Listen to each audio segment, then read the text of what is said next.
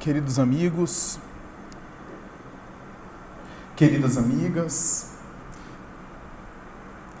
que o Senhor seja conosco, nos abençoe e nos guarde, nos envolva nas suas bênçãos, na sua paz, na sua proteção.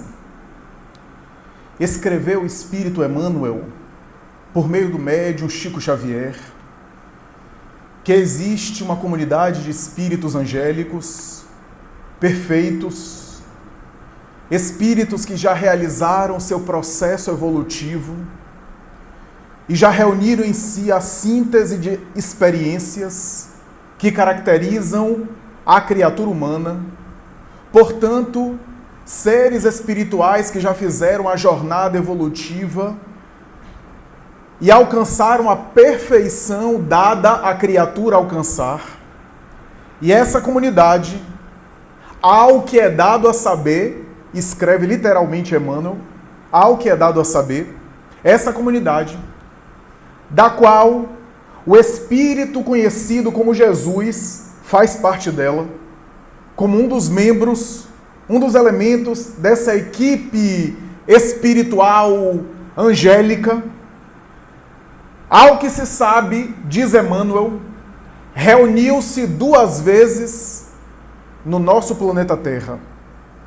A primeira vez, escreve o benfeitor espiritual, na época do início da formação da Terra e da organização espiritual para dar ignição à vida biológica no planeta, cujos engenheiros siderais ensaiavam as primeiras formas de vidas no laboratório da natureza. Diz Emmanuel que essa foi a primeira vez quando a Terra estava ainda se desprendendo do Sol, se esfriando ao longo dos milênios e apresentando o mínimo de condição de vida material nos primórdios dos tempos primitivos do planeta. E a segunda vez em que essa corte de espíritos angélicos se reuniu no planeta Terra foi quando decidiu-se que Jesus iria mergulhar no corpo físico, iria viver a experiência no mundo material. Essas 2 vezes, assinalam Emmanuel, foram ocasiões muito especiais, nas quais brilhava a luz dessa equipe sideral que representa nos céus, que sintetiza no cosmo a grande expectativa do ser humano de um dia alcançar a sua transcendência, de um dia conseguir a sua própria iluminação. E não é por outra razão que intuitivamente, ao longo dos tempos, a criatura sempre olhou para o céu, para as estrelas no zimbório, no firmamento, e foi tomada por intuições, por poesia, imaginando algo melhor que lhe estaria reservado. Imaginando alguma coisa mais transcendente, uma coisa ou uma experiência que fosse acima dos limites humanos, da experiência humana convencional, em uma linguagem psicológica, algum tipo de vivência que superasse o próprio ego, que transcendesse as barreiras do ego e que deveria aguardar a criatura humana em algum momento, reservando-lhe essa experiência para o futuro.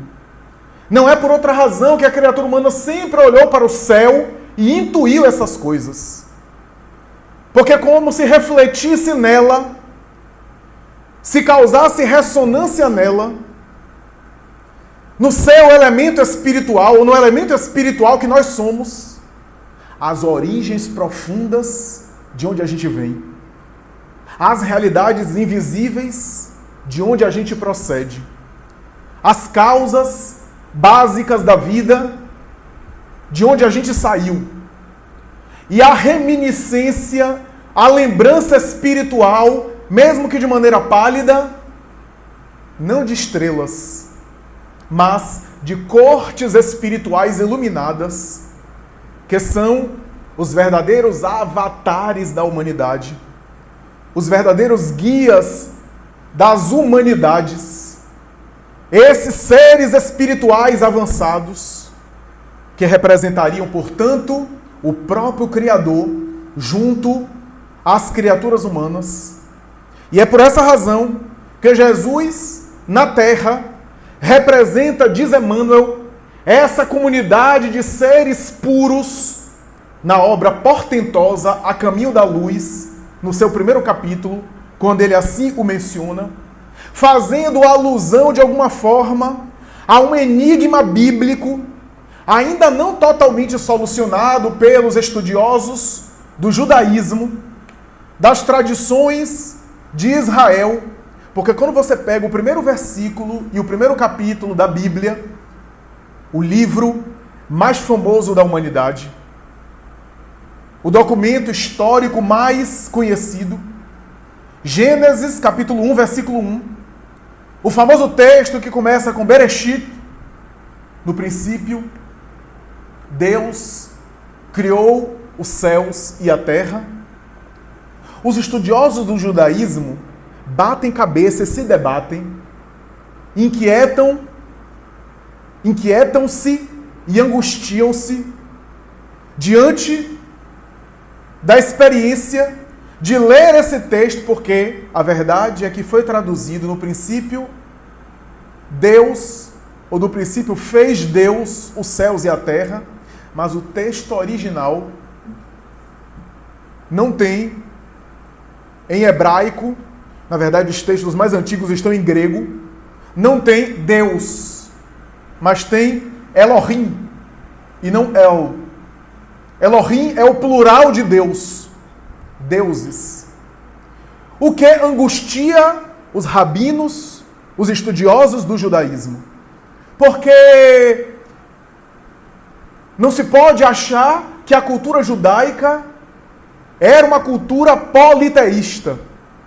Os documentos do Antigo Testamento e dos profetas deixam claro que havia crença em um Deus único.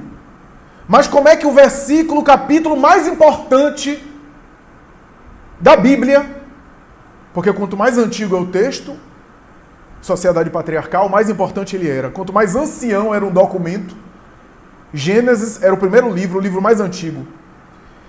E o livro começa, se fosse traduzida ao pé da letra, no princípio, fez os deuses, os céus e a terra. O que causa angústia nos estudiosos do texto bíblico. Mas quem leu Emmanuel e quem conhece a doutrina espírita não fica estranhando esses textos. Porque, como dizem os espíritos Allan Kardec, o Criador se utiliza dos seus intermediários para agir no mundo. E os espíritos evoluídos, aqueles mais purificados, são os embaixadores de Deus na criação, executando as suas ordens no universo. E Emmanuel, na obra já mencionada, A Caminho da Luz, só faz confirmar essa afirmação de Allan Kardec, quando fala dessa comunidade de seres angélicos, de seres especiais. A verdade é que o nascimento de Jesus, ocasião que é muito recordada no mês atual, no mês de dezembro.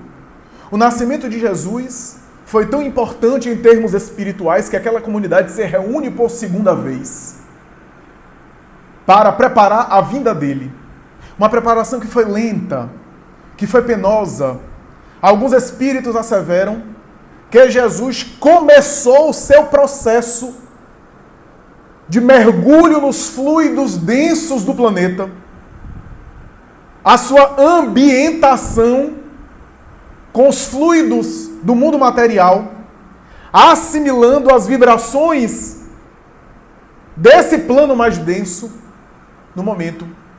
a partir do momento em que Moisés consegue receber o decálogo. Quando Moisés recebe o decálogo, portanto inaugurando um novo paradigma que deveria influenciar a humanidade, o Cristo, espiritualmente começa a se preparar 1.200 anos antes do seu nascimento. Aproximadamente 1.200, 1.300 anos antes do seu nascimento. E é por essa razão, afirma Emmanuel, que nós encontraremos na tradição ao longo dos tempos as profecias a respeito da chegada de alguém. Não apenas nos profetas de Israel, especialmente nos profetas de Israel, mas não apenas neles. Nos profetas de Israel a gente vê uma quantidade ainda mais intensa de médiuns captando intuitivamente a chegada de alguém que deveria ser o divisor das épocas. Por quê? Porque ele já estava na atmosfera do planeta, mergulhando na densidade vibratória mais material, mais densa, à qual ele não estava acostumado, porque vinha das suas regiões siderais, luminescentes, para mergulhar mais tarde no corpo material. É por essa razão que os médiuns, os profetas, ao longo dos tempos, perceberam e captaram a presença psíquica dele. O perfume dele se movimentando no planeta, na atmosfera terrestre. E a intuição da vinda dele cada vez mais próxima. Cada vez mais próxima. Emmanuel vai dizer mais. Vai dizer que se nós olharmos os textos sagrados, os textos religiosos de todos os tempos, não apenas de Israel, mas do Oriente e do Ocidente, na Pérsia, na Babilônia, Alexandria, no Egito, na Índia Antiga, na China multimilenária, nós vamos sempre encontrar escritos e a tradição da intuição a respeito da chegada de alguém especial. De alguém que deveria, de alguma forma, dividir as épocas.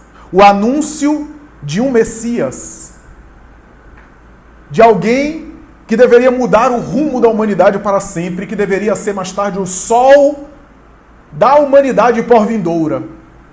É assim que nós encontraremos esses relatos que se repetem a ponto de se tornar um arquétipo estudado pelas psicologias, especialmente a psicologia de Carl Gustav Jung, que estudou esses modelos universais, esses padrões que se repetem. Os arquétipos são temas centrais da humanidade que se repetem. São elementos básicos que se reproduzem. E é por essa razão que vamos encontrar o arquétipo do Salvador, do herói, do Messias, ao longo das fábulas, dos contos, das tradições folclóricas de todos os tempos. Joseph Campbell, o notável mitólogo norte-americano, percebeu isso ao examinar a tradição de todas as culturas terrestres. 40 anos estudando mitologia. E esse notável estudioso vai dizer, em uma das suas obras a respeito do herói, o herói de mil faces, que é impressionante como o símbolo do herói parece se repetir. A ideia de alguma coisa que vem para redimir a humanidade, para salvar a humanidade, para iluminar a humanidade. Esse herói que aparece na mentalidade infantil, nos desenhos animados, diz ele. Esse herói que está em luta contra o mal, que vem salvar a população, que está presente na tradição, sobretudo a tradição infantil, esse herói de mil faces, que é um arquétipo, e Campbell, na sua obra, vai concluir que não se trata apenas de coincidência, mas de um conteúdo psíquico no inconsciente da criatura. Ele que manteve relações com Freud e com Jung, vai dizer que a criatura guarda esse mito do herói dentro dela. E essa luta do herói contra o mal acontece na sua própria intimidade. O que Campbell não sabia, o que Campbell não pôde perceber, não conseguiu perceber, porque não tinha o conhecimento que a doutrina espírita oferece, é que esse herói de mil faces é o próprio Jesus, que foi captado pela intuição ao longo dos tempos e apresentado sempre como alguém que salvaria a humanidade, mesmo de uma maneira distorcida, mesmo de uma forma deformada, como um herói que deveria vir com espada para salvar a humanidade do mal, um herói que deveria estabelecer uma luta simbólica, é claro. Esse herói que está no imaginário popular é efeito da presença de Jesus espiritualmente no mundo, que foi sempre captada dos contos mais folclóricos ao Paraíso Perdido de Milton, o grande escritor. Nós encontramos a ideia desse herói, que na verdade simboliza a presença do seu pensamento, qual um perfume que envolve o planeta Terra, e nós que estamos mergulhados nesse planeta, invariavelmente somos contaminados por ele. A verdade é que a história não conseguiu compreender como é que, quando ele nasceu, Roma estava em paz. A chamada Pax Romana, graças à ausência de guerra, 700 anos aproximadamente de Roma Antiga, quase sempre ela estava em guerra. E naquele período que Jesus nasce, os historiadores não conseguem entender a razão porque, de maneira repentina, Roma ficou em paz. O templo da deusa Vitória, a deusa da guerra, estava com as portas fechadas. E Júlio César Otávio consegue vencer o triunvirato, o segundo triunvirato, após a morte de Júlio César, o seu tio-avô. E ele adota então, abraça então, Roma como agora o novo mandatário, o novo imperador, após exilar Lépido e mais tarde vencer a batalha contra Marco Antônio, que foi com Cleópatra ao Egito e optaria mais tarde ao suicídio. Otávio, que era fraco, era vítima de várias enfermidades, vivia mais na cama do que em pé, vítima de dermatose que abriam em feridas, em chagas vivas, problemas respiratórios, graças a uma batalha que ele vivenciou na Bitínia, e nessa batalha ele contraiu uma enfermidade respiratória. Esse homem franzino, frágil, enfermo, compreendeu, no entanto, que a dignidade de um governo estava na postura moral do governante. E embora experimentando alguns dissabores em casa, tentava aplicar a sua austeridade a respeito de si mesmo, portanto não tremeu em exilar a própria filha, exilá-la a uma ilha grega e deixá-la ali isolada, quando percebeu que ela estava envolvida em escândalos no próprio palácio, comportamento promíscuo, de deboche. E mais tarde, quando a própria neta parecia seguir o comportamento da mãe, ele fez a mesma coisa, não trepidando inclusive a recusar o convívio com a mulher, a negar-lhe a convivência na intimidade conjugal e a isolá-la no palácio quando descobriu que ela estava envolvida com envenenamentos de adversários políticos, testando os venenos em alguns escravos do palácio. Esse homem, que ia até as lágrimas com os grandes versos de Horácio a respeito de Roma, era alguém que estava à frente de Roma, mas que não se consegue explicar, somente por ele, pela figura dele, que também foi à guerra várias vezes, como é que Roma estava em paz. Diz o espírito Humberto de Campos, pelas mãos de Chico Xavier, que naquele momento o planeta estava saturado por uma vibração diferente. Seres angélicos visitavam a Terra para impulsionar a chegada do homem de Nazaré. Espíritos notáveis, alguns colaboradores dele, estavam na atmosfera da Terra desencarnados. E outros, para ajudá-lo, mergulharam no planeta para cooperar com seu messianato, com a sua missão especial, corporificando-se no mundo na figura de um João Batista, de uma Maria de Nazaré, de um José, seu genitor biológico, ou os grandes apóstolos, que também faziam parte da sua equipe de colaboração. A sua mensagem, a mensagem de Jesus, traduziu no melhoramento de tudo e de todas as coisas. Diz Emmanuel também que todos os sistemas religiosos, todos os sistemas filosóficos, todas as estruturas de pensamento humano foram afetadas pela mensagem de Jesus, porque todas elas traziam caldo de cultura, de preconceito, de separação de nação, separação de raça, de egoísmo, de intolerância, intolerância com o diferente. E a mensagem de Jesus, como um perfume, direta ou indiretamente, afetou a todos os padrões culturais da Terra ao longo dos tempos. Por isso, quando você lê o Evangelho, não pense que o Evangelho é apenas um movimento humano que aconteceu há 2000 anos. Não, era um discurso para espíritos, para as próximas gerações, para as gerações atual. Porque o Evangelho não poderia vencer os desafios do mundo naquele momento. Porque a proposta do Evangelho é trabalhar a consciência humana. E como a consciência humana ainda estava em processo muito atrasado, não se poderia trabalhá-la de maneira imediata a ponto de modificá-la em alguns anos. É necessário, aliás, que o Evangelho venha trabalhando os nossos sentimentos ao longo desses séculos. O convite do Evangelho era convite para espíritos imortais, alguns dos quais naquela época continuam reencarnando, tocados pela mensagem e pela palavra dele.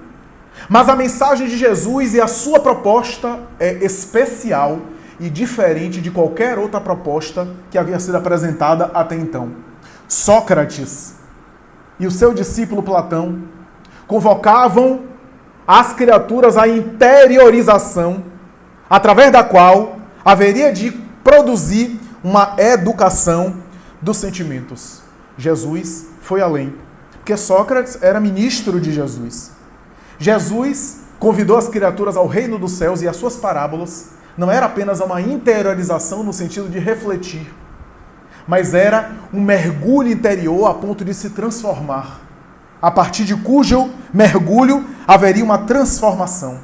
Krishna, também outro missionário dele, falava do ahimsa, da não violência, da brandura, do não ceder aos instintos, à cólera, às situações agressivas. Jesus convidava a dar outra face, a andar com o outro 1000 passos, 2000 se quiser, a não resistir ao mal que vos queiram fazer e a devolver todo o mal com o bem. O judaísmo de Moisés e os profetas falavam do amor, o amor à família, o amor aos pais, o amor ao clã. Mas Jesus colocou uma proposta e apresentou um desafio, um paradigma que nunca foi apresentado antes. Amar aos inimigos, fazer o bem àqueles que vos querem mal e devolver todo o mal com o bem. Você não encontra proposta igual em nenhuma tradição filosófica e religiosa antes e nem depois dele, conforme ele enunciou. Buda falava da compaixão, a compaixão perante aquele que agride e que ofende. Mas Jesus fala e exemplifica com a convivência. Depois de traído, de vilipendiado, depois de abandonado pelos próprios amigos mais próximos, ele volta não para perdoar, ele volta para conviver. Porque perdoar já é um desafio, perdoar quem nos faz mal. Mas conviver é ainda maior. Porque eu posso perdoar e não querer mais conviver. Mas para querer conviver é necessário perdoar. Então a proposta de Jesus ia além. Por isso Emmanuel vai resumir a tarefa do mestre, se é que pode se resumir a tarefa dele, numa expressão que ao mesmo tempo define, mas não limita. Emmanuel vai dizer que a tarefa de Jesus era apresentar aos homens a ciência divina de ligação com Deus, ou a ciência de ligação com Deus. Essa é a proposta básica do mestre. Aliás, de uma forma ou de outra, as religiões do mundo se propõem a estimular a criatura a elevar o pensamento a Deus e a se aproximar do divino, se aproximar do sagrado.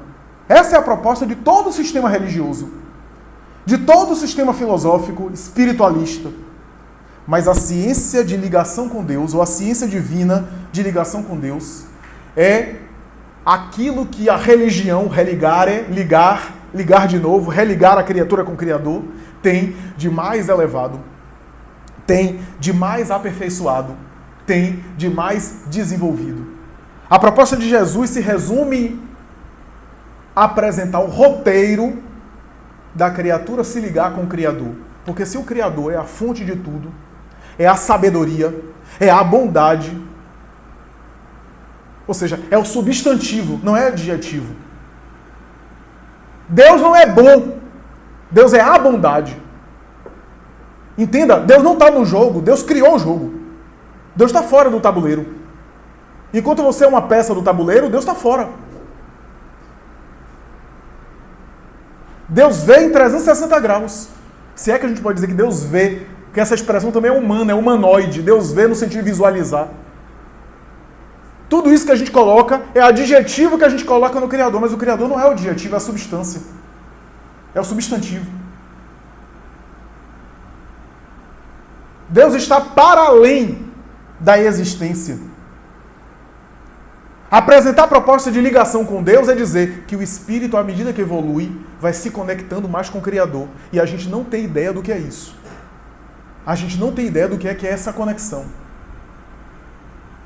Se você está apaixonado e fica olhando para a namorada, para o namorado, fica naquele estado de embriagamento, aquele estado de demência quase, aquela conexão que se o apaixonamento é incompatível com a vida real, com a vida concreta, a longo prazo, né? Porque senão as pessoas iam ficar numa patologia. Essa conexão que lhe satisfaz, eu sinto lhe dizer que isso é muito pequeno comparado com a conexão com Deus. Mas eu estou falando de algo que eu nem sei como é, porque eu não cheguei lá. Mas os espíritos evoluídos assim é que traduzem. Essa conexão com Deus é uma conexão que basta. Daí as parábolas de Jesus falarem do casamento, do noivo, da noiva, né? Que é o símbolo de Israel de uma união íntima. A união íntima com a divindade. Jesus era o noivo das parábolas. E Emmanuel vai tomar essa expressão para dizer: a humanidade até hoje está no noivado com Jesus. Ainda não fez a união definitiva. Ora, então a gente tem, na proposta de Jesus, a trilogia conhecida dele: amar a Deus, amar ao próximo e amar a si mesmo. Como ele colocou. Trilogia essa que não está presente no judaísmo, já está presente no judaísmo. Nós já falamos isso aqui. Se você lê a Bíblia, lê os textos bíblicos, você encontra amar a Deus acima de todas as coisas, de uma outra forma, e amar ao próximo como a si mesmo. Está lá presente. Ele disse que a síntese estava aí, mas de que forma ele apresenta como é que deveria se fazer isso? É como se ele dissesse que a nossa evolução para Deus se resume em a conexão consigo, a conexão com o próximo, a conexão com o alto, e essas três conexões, na verdade, são expressões de uma mesma equação.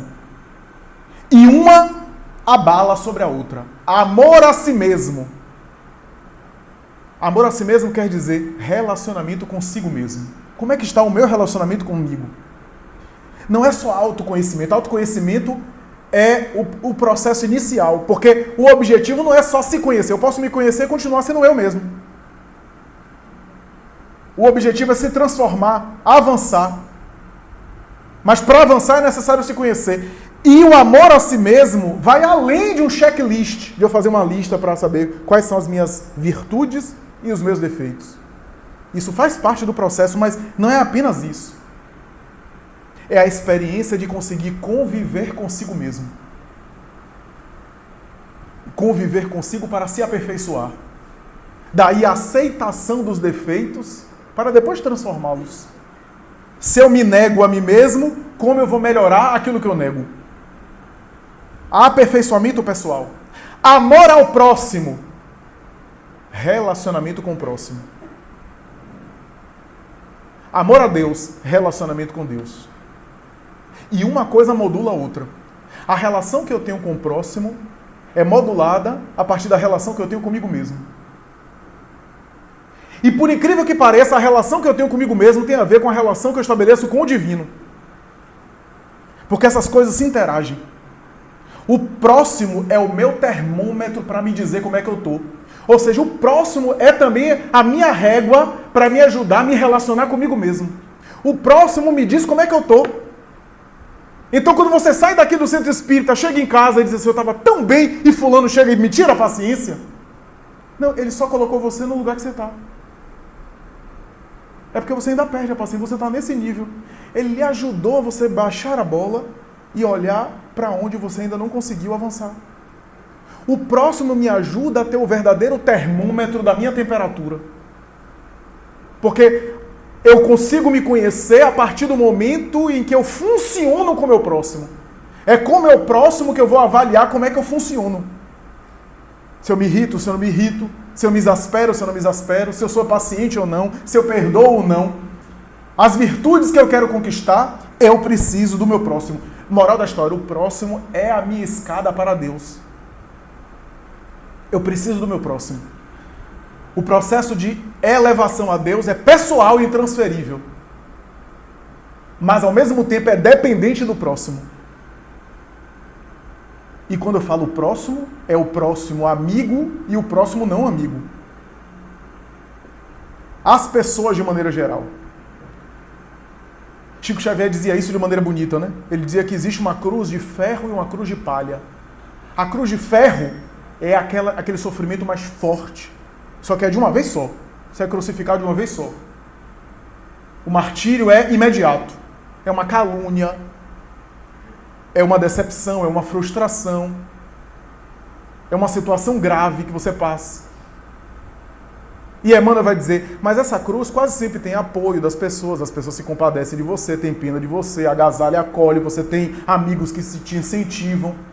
Mas tem uma outra cruz que é uma cruz de palha. Imagine a palha que fica incomodando você, sabe? Que fica alfinetando você. Que não mata logo, mata devagar. E Emmanuel vai dizer, a cruz de palha é o parente difícil, é o filho ingrato, é o marido alcoólatra e irresponsável, é a esposa engangenta. É esse dia a dia que ninguém aplaude, que ninguém vê, mas que essa é a minha escada para Deus. Porque a minha iluminação não consegue ser registrada pelo Instagram. O meu aperfeiçoamento não sai no selfie.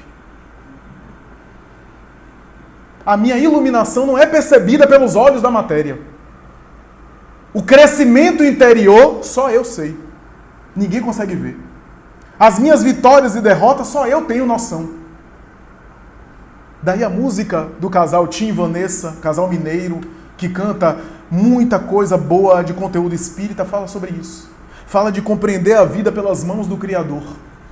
Porque eu compreendo a vida a partir das experiências que Deus vai me colocando no caminho.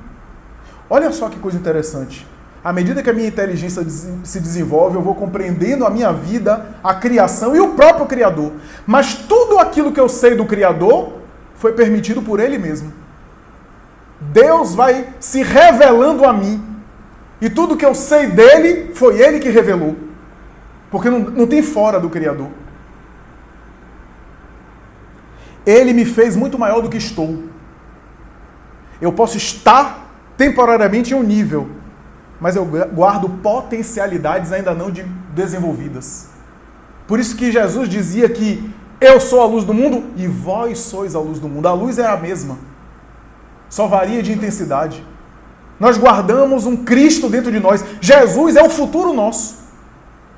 Um dia chegaremos lá. Não precisa ter pressa, que vai demorar um pouquinho. Alguns bilhões de anos. Sim, porque se Emmanuel diz em A Caminho da Luz que ele já era perfeito, puro, quando o planeta estava se formando, e se a gente pegar o cálculo que Emmanuel diz que é mais ou menos esse cálculo, 4,8 bilhões de anos atrás, há 4,8 bilhões de anos atrás ele já era espírito perfeito. Eu não sei nem o que eu era. Aliás, eu nem era. E ele já era perfeito. Então, ele é o irmão mais velho, ele é o futuro da humanidade. Ele é a humanidade do futuro. Repaginada, melhorada. Por isso Kardec vai dizer que o espírito, às vezes, na carne, ele tem limitações das suas potencialidades. Fora da carne, ele tem acesso maior ao patrimônio que ele guarda. E ainda assim, ele só desenvolve o patrimônio integral à medida que ele evolui. Seja na carne, seja fora da carne. Jesus falava, eu e o Pai somos um. E a música diz muito ser um. Ser um com o outro, ser um consigo mesmo, para ser um com Deus.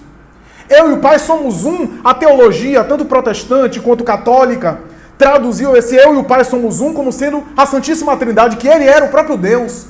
Quando em inúmeras outras ocasiões ele falava que não era Deus. Em algumas situações ele dizia, não depende de mim, mas do Pai que me enviou. Bom sou Deus, mestre sim eu sou. Não depende de mim, mas daquele que me enviou. Eu venho em nome daquele que me enviou, do meu Pai. Se ele era Deus, não precisava falar em Deus em terceira pessoa. Mas aí tem toda uma construção racional, difícil para a minha compreensão, para defender a ideia de que Jesus é um picolé napolitano, 3 em 1. Né? A Santíssima Trindade. A verdade é que ele falava, eu e o Pai estamos unificados. Estamos integrados. A conexão é fibra ótica. É plena, não cai a internet. Essa é a ideia. E Jung vai dizer, 18 séculos depois, na sua obra, que o objetivo da criatura do ponto de vista psicológico é se integrar e se unificar. A teoria da individuação de Jung é tentar alcançar a totalidade psíquica, porque nós somos fragmentados, dizia ele. Nós temos um psiquismo fragmentado, agimos de uma forma e tem um outro lado nosso que está recalcado. E de vez em quando esse outro lado é que assume. E o lado que assumiu recalca o oposto.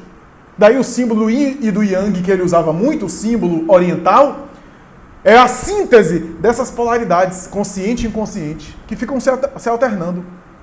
Eu tenho um lado que é social, cortês, um lado afável, um lado do traquejo da sociedade, e tem um outro lado instintivo, irracional, emocional. Normalmente a gente recalca um, controla um e dá vazão a outro. Mas Jung vai dizer que isso não tem solucionado o problema, que o objetivo é integrar os dois lados, fazer a unificação. E sabe o que ele cita? A frase de Paulo, já não sou eu quem vivo, é o Cristo que vive em mim. A unificação. Já era um. A música fala ser um. Daí quando você vê o Evangelho, você vê lições psicológicas profundas. Pedro, Senhor, eu dou a minha vida por você. E Jesus fala o quê? Pedro. Não, Senhor, eu dou a minha vida. Você não sabe o que é amar um amigo como eu amo o Senhor. E Jesus queria dizer para ele que ele ainda não estava um com ele. A negação de Pedro não era a negação de Jesus. Ele estava negando ele mesmo. Ele estava negando que ele tinha um lado interesseiro, instável emocionalmente, medroso, covarde, arbitrário. Esse lado. Orgulhoso. Daí, eu não, Senhor. E é interessante porque Pedro é um exemplo do cristianismo. Tinha vivido várias experiências com o mestre. E ainda assim, quando o mestre fala da negação dele, ele não parou para raciocinar. Peraí, eu vivi com esse homem aí 3 anos na pregação dele. Esse homem é especial. Ele deve estar falando alguma coisa que faz sentido. Deixa eu analisar aqui. Não, Senhor, eu não. A negação. Era a negação dele mesmo. Antes que o galo cante, me negará 3 vezes. Dizem os especialistas bíblicos que essa é uma metáfora. Não é o galo no sentido apenas do animal, do final do dia. Mas antes do dia nascer, do dia da sua consciência, do seu despertar espiritual, me negarás. É um convite para todo espírito, antes de despertar espiritualmente, vai negar a si mesmo.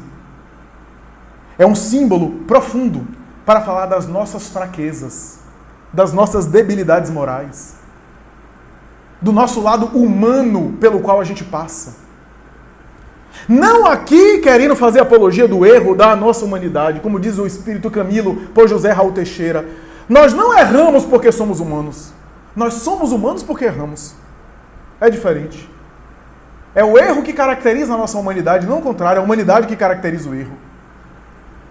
Porque se já estivéssemos em outro patamar, já não estaríamos no patamar humano. Ora, mas o erro me humaniza. Eu às vezes fico pensando o seguinte, que às vezes os equívocos que a gente vivencia é também uma forma de aprendizado para a gente também compreender o outro. Para a gente também tolerar o outro. Porque quando a gente percebe que é difícil para a gente passa a também entender que é difícil para o outro também. Qual é a mãe que tem uma filha adolescente e aí a filha começa, sei lá, a entrar na adolescência, começa a dar umas cabeçadas aí? Ah, mãe, minha filha, já passei por essa idade. Já vivi isso daí. Tenha calma, olhe. Eu já passei por essa experiência. Depois, no dia que eu não avisei. Eu já vivi isso daí. Já tenho assim, uma quilometragem a mais que você. Eu posso dar algumas orientações. Isso daí que você está passando vai passar. Você está vivendo isso? Vai passar. Qual é a mãe que não pode? Baseada nas suas próprias vivências. Inclusive os próprios erros. Então, o erro me faz também ser tolerante e compreensível com a jornada do outro. Agora, imagine um espírito puro como Jesus. Um espírito que você chega para Jesus e diz assim, Senhor, eu estou com um problema na educação do meu filho. Ele diz, meu filho, eu tenho umas 3 bilhões de reencarnações que eu já vivi esse processo. Já passei por isso, problema de família. Então, eu sei o que é isso. Daí o mergulho do Cristo na carne não foi só para dar o exemplo, para dizer para a gente que ele conhecia as vicissitudes humanas, as fraquezas humanas, porque ele já passou pelo processo evolutivo.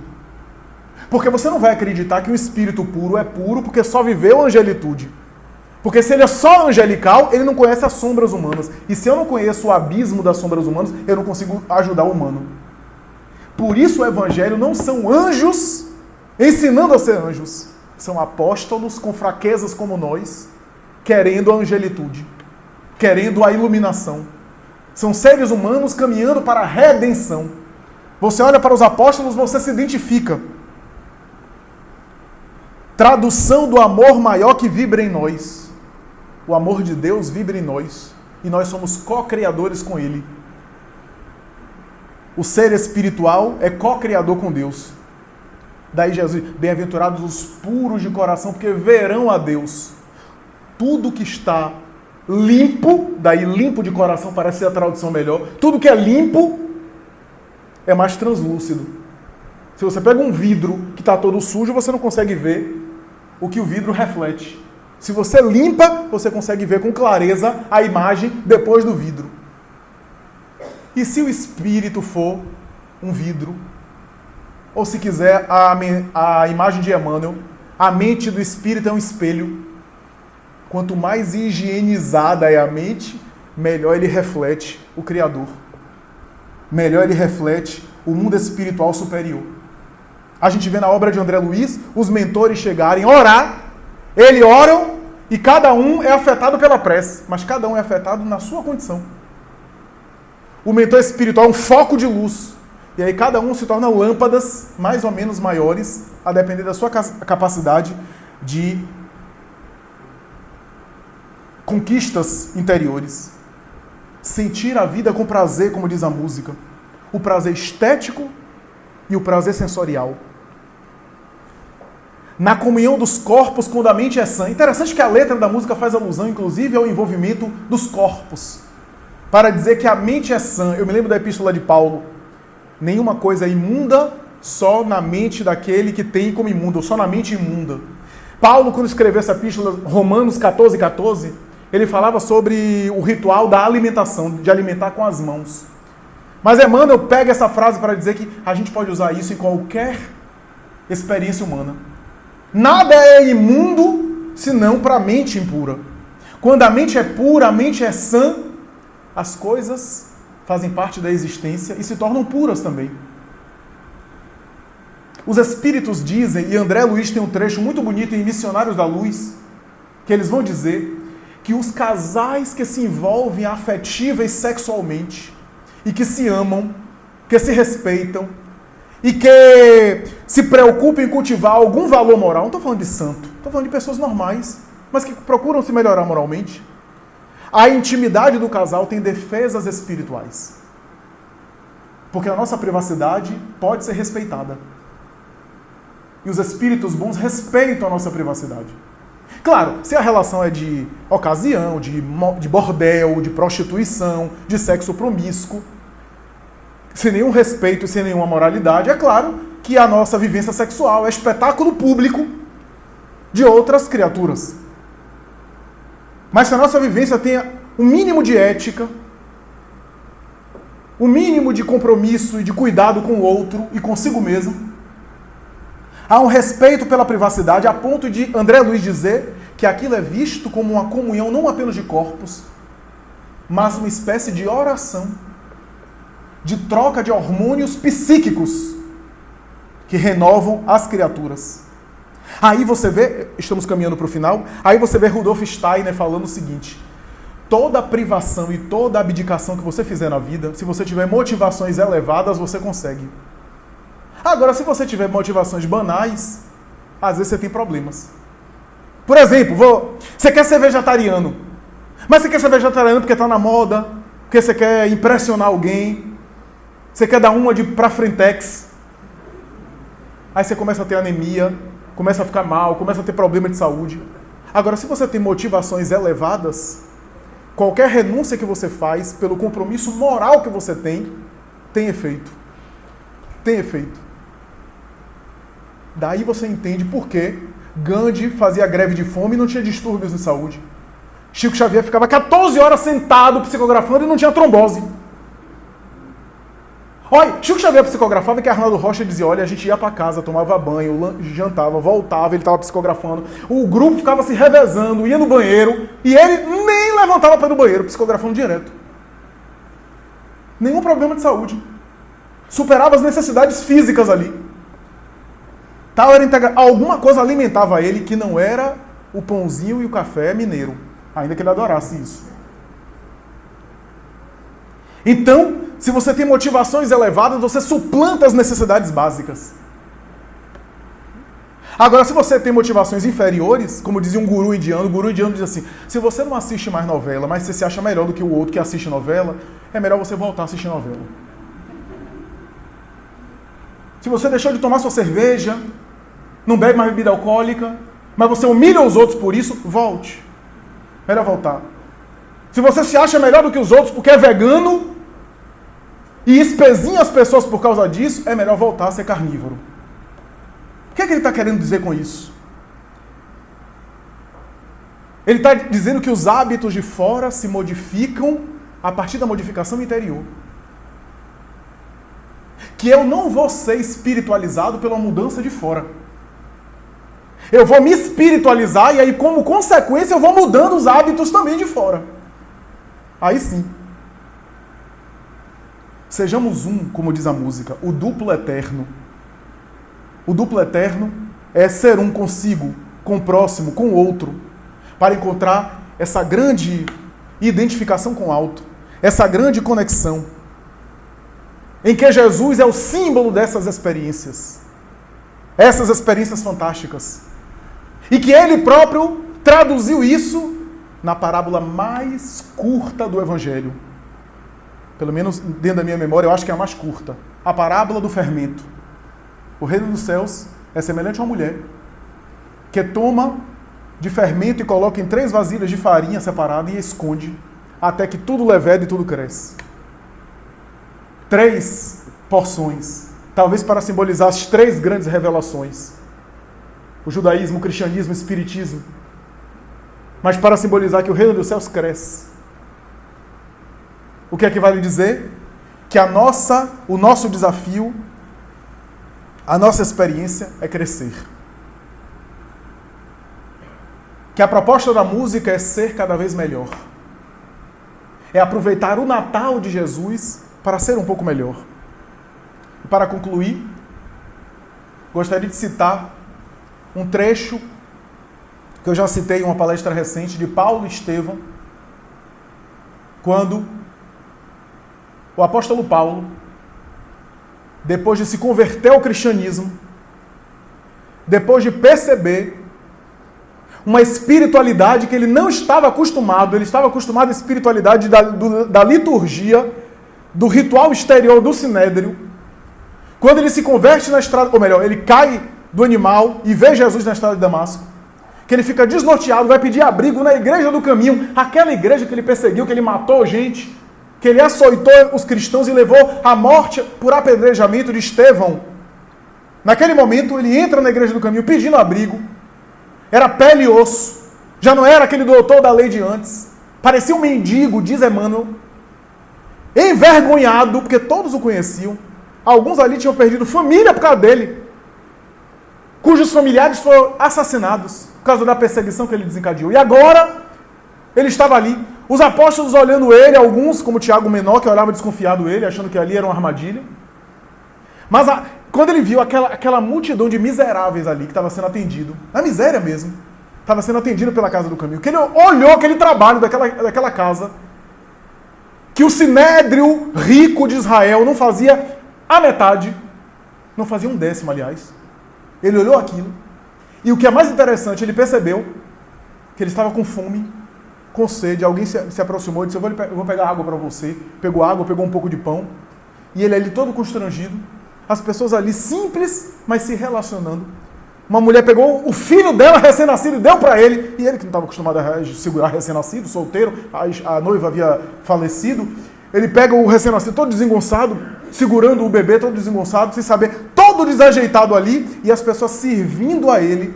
E Emmanuel vai dizer, ali ele percebeu uma espiritualidade que é construída nos relacionamentos com o outro, nas relações com o outro. Mas eu quero destacar para minha conclusão, quando ele já estava na sua saga de divulgação e de apostolado, o primeiro momento em que ele se conectou consigo e com o alto. Ele vai a Jerusalém, começa a pregar aos seus irmãos de raça, os antigos irmãos de raça. A instituição é fechada e resolvem trucidá-lo com açoites. A lei dizia que o máximo permitido eram 39 açoites. Os cristãos que estavam presentes se levantaram para entrar em luta corporal. E ele próprio diz assim: acalmemos, não é isso que vocês aprenderam com o Evangelho. Não vamos reagir. Os fariseus presentes, que eram doutores da lei, então, estabeleceram 39 açoites. Ele foi amarrado em um poste, ali na frente de todos. A camisa, as vestes retiradas, portanto o tórax nu, foi ajoelhado, e Emmanuel, com a sua beleza, diz assim: grande serenidade estabeleceu-se então na Assembleia. Várias mulheres soluçavam baixinho. Áquila e a esposa dirigiram ao apóstolo um inesquecível olhar, e a pequena caravana demandou o cárcere. Na sombra da noite, atirado ao fundo de uma enxovia úmida, Paulo foi atado ao tronco do suplício e houve de suportar a flagelação dos 39 açoites. Ele próprio estava impressionado e surpreendido. Sublime paz lhe banhava o coração de brandos consolos. Não obstante se sentir sozinho, entre perseguidores cruéis, experimentavam uma nova confiança no Cristo. Nessas disposições, não lhe doíam as açoitadas cruéis, impiedosas. Inutilmente, os verdugos espicaçavam-lhe o espírito, ardente com insultos e ironias. Na prova rude e dolorosa, compreendeu alegremente que havia atingido a paz divina, a região da paz divina no mundo interior que Deus concede aos seus filhos depois das lutas acerbas e incessantes por eles mantidas na conquista de si mesmos. De outras vezes, o amor pela justiça o conduziu a situações apaixonadas, a desejos mal contidos, a polêmicas ríspidas, mas ali, enfrentando os açoites que lhe caíam nos ombros seminus, abrindo sulcos sangrentos, tinha uma lembrança mais viva de Jesus, a impressão de estar chegando aos seus braços misericordiosos, depois de caminhadas terríveis e ásperas, desde a hora em que havia caído nas portas de Damasco, sob uma tempestade de lágrimas e trevas. Submerso em pensamentos sublimes, Paulo de Tarso sentiu o seu primeiro grande êxtase. Não mais ouviu o sarcasmo dos algozes, sentiu que sua alma se dilatava ao infinito, experimentando sagradas emoções de indefinível alegria. Brando sono lhe anestesiou o coração e somente pela madrugada voltou a si do caricioso descanso. O sol visitava o alegre através das grades. O valoroso discípulo do Evangelho levantou-se bem disposto, recompôs a roupa e esperou na prisão pacientemente. Esse é o momento máximo da conexão com o alto e de ser um consigo e, portanto, também ser um com o próximo e, por consequência, com Deus. Muito obrigado, muita paz.